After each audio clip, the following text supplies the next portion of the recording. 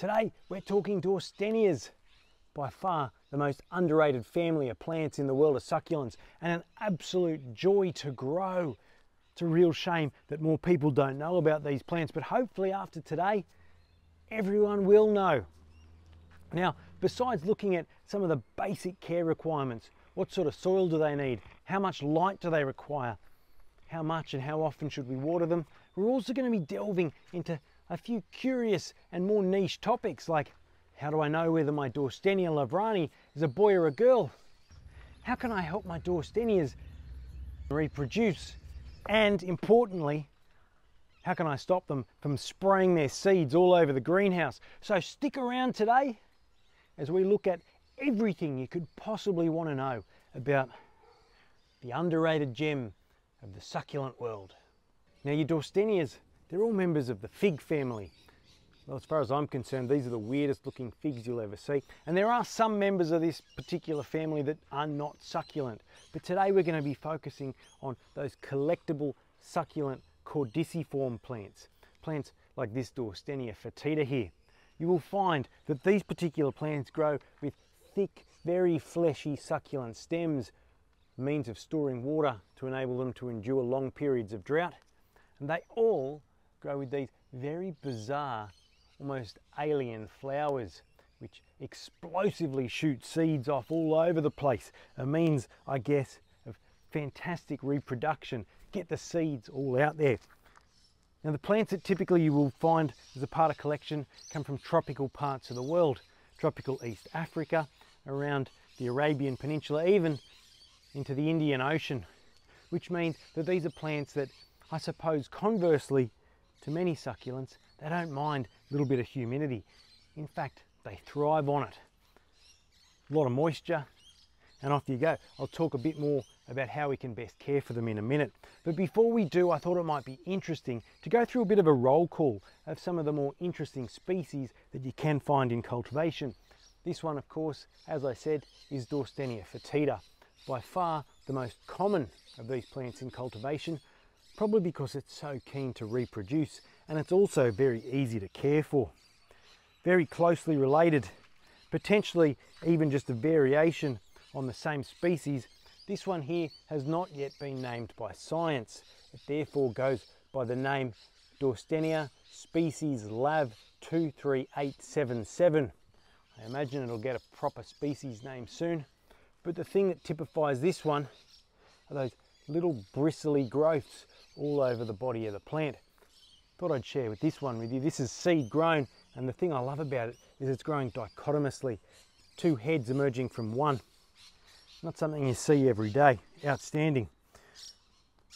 Now, perhaps the jewel in the crown of this collection, I really love these plants. This is a pair of Dorstenia lavrani. Dorstenia lavrani grows in Somalia, and unlike almost every member of this family, plants are either male or female. If you want to reproduce them, you're going to need one of each, and that's just what I've got here. I'll show you how we can tell the difference a little bit later on. Then, sticking to mainland Africa, Dorstenia gypsophylla. You can see this one here also in flower. Flowers a little bit more like weird spiders than starfish. Fantastic. This one can grow quite sizable, and as the name gypsophylla suggests, loves growing in calcareous soils, in gypsum and the like, limestone. Real interesting plant. But then the big daddy of the genus, going now across into the Indian Ocean to the island of Socotra, we have legendary Dorstenia gigas, which, if you've seen any of my previous videos, you might know this is an absolute favourite plant. There are two different forms of Dorstenia gigas. This is the typical one, and this is called Dorstenia gigas ballata, and the difference is almost entirely in the leaves. This one has smaller, more kind of bubble-like leaves compared to the broader lance-shaped leaves of the typical form. Makes this one, with its small leaves, a little bit more beloved of bonsai collectors, who I'm told love that kind of thing. So they're the different sorts of plants that you can find. As you can see, visually, there's not a lot that necessarily separates them. In terms of size, Gygus is by far the biggest. So if you like big fat plants, this might be one to go for. If you're looking to just get started, I'd start with a Dorstenia foetida, and as you go from there, you can start expanding into some of the more interesting variations. But now, let's have a look at some of the interesting things we can do with these. Let's start by determining the gender of a Dorstenia lavrani.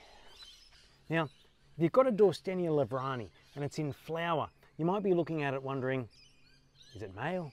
Is it female? And maybe you've got a pair of them. If you're lucky enough to have a pair and they're two different sexes, and you decide, hey, you know what? I want to reproduce them. I want to help them make love. Well, you're going to need to know which is which. So I thought I'd share with you a little bit of knowledge. So, if we look very, very closely at the flower of a male Dorstenia lavrani, well, these things here, they're not actually one single flower. They're a collection of hundreds and hundreds.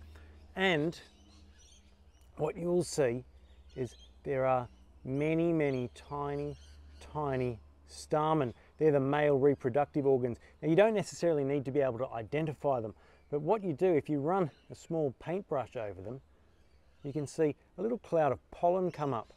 Pollen, of course, is the male reproductive, I suppose, process. And so you run it over, you can see these little wafts of pollen coming off the flower. That means, of course, that it's a male plant. Identifying female plant, they have more pronounced, almost hair-like protuberances. These are called the style. These are the female reproductive organs of the flower. And if you've got a male plant and you've just run your paintbrush over it, and you dip that paintbrush in amongst the style, what you're actually doing is pollinating. And in a short period of time, those style will kind of retract back into the plant, and you'll start seeing almost like these bubble-like protuberances come out. It's the development of seeds. So, if you know you've got a male and a female, you can identify the differences, well, you're all set.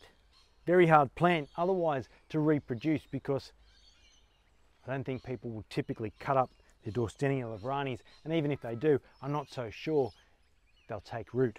So that's Dorstenia lavrani flower identification for you. Bit technical, bit interesting maybe, I don't know.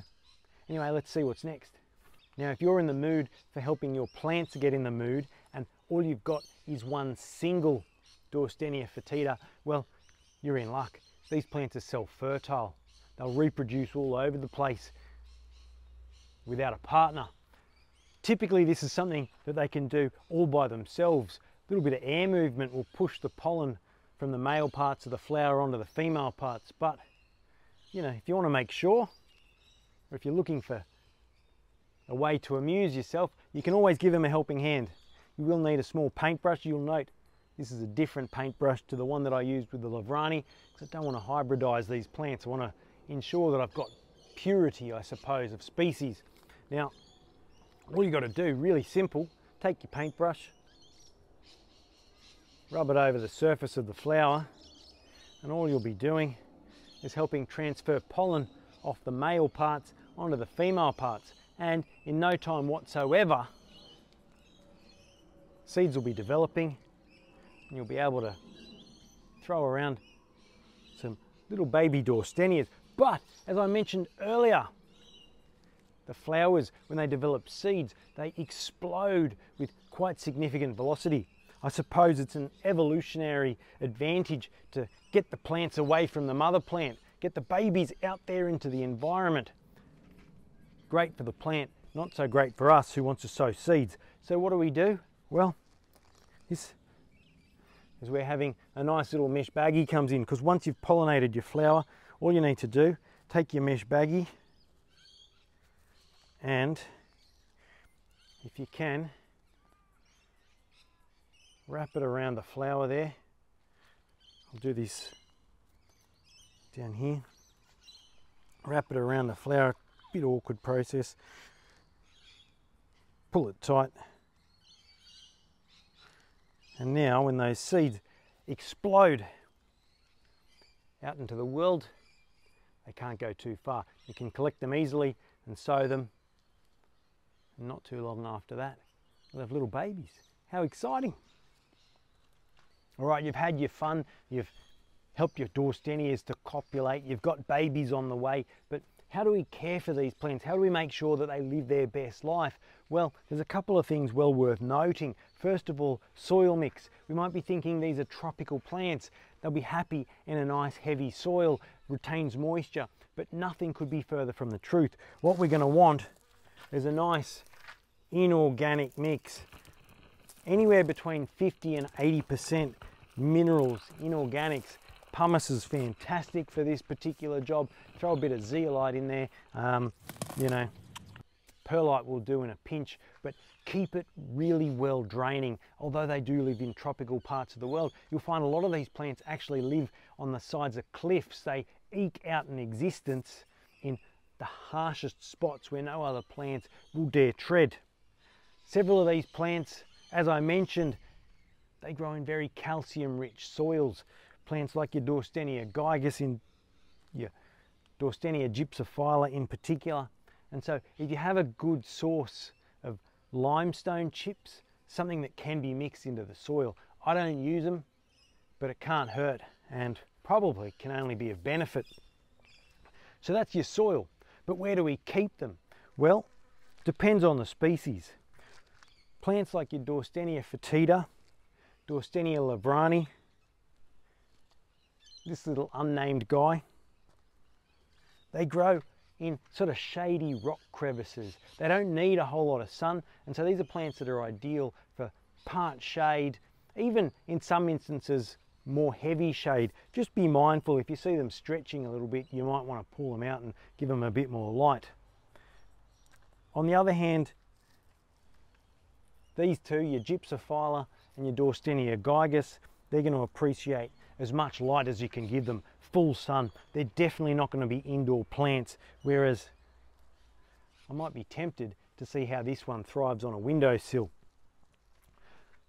When it comes to watering, they're going to need heaps of water. In fact, the more water you can give them, the better, especially if they're in that really well-draining soil mix. I water mine twice a week and they love it. And they also really respond well to fertilizer. You give them diluted fertilizers every second watering or so, and they can start to put on significant size relatively quickly. They aren't shy about growth. If you grow them hard with rare watering, few fertilizers, they can be very, very slow indeed. But you want a quick plant, something that's going to put on a bit of size relatively quickly. Worth noting, this one's only about 6 months old and it's doing really well. Keep in mind those watering conditions and that fertilizer requirement. It's up to you. If you don't bag the flowers, in all likelihood, they will shoot seeds everywhere. If you've got a space like this, they'll pop up in all your other pots. They'll come up on the floor. If you're keeping them indoors, well, they might end up in some of your other pot plants as well. Something to bear in mind. They will, particularly the self-fertile ones, reproduce prolifically, and it can even be a bit weedy at times. Something to bear in mind. I don't mind it. I think it's fantastic. I love these plants. The more the merrier. I just keep growing them all over the place. But if you're trying to keep them contained, something to be aware of. So anyway, that's the fantastic world of Dorstenias. They are very curious, quite niche, and I suppose the difference between them, fairly subtle. But once you look past that, they're an absolute joy, and such bizarre and alien and obscure plants that I think everyone should try growing them. They're highly rewarding and, you know, quite easy as well. Anyway, that's it for today. If you've got any questions, hit me up in the comments. Otherwise, happy growing, and I'll see you next week.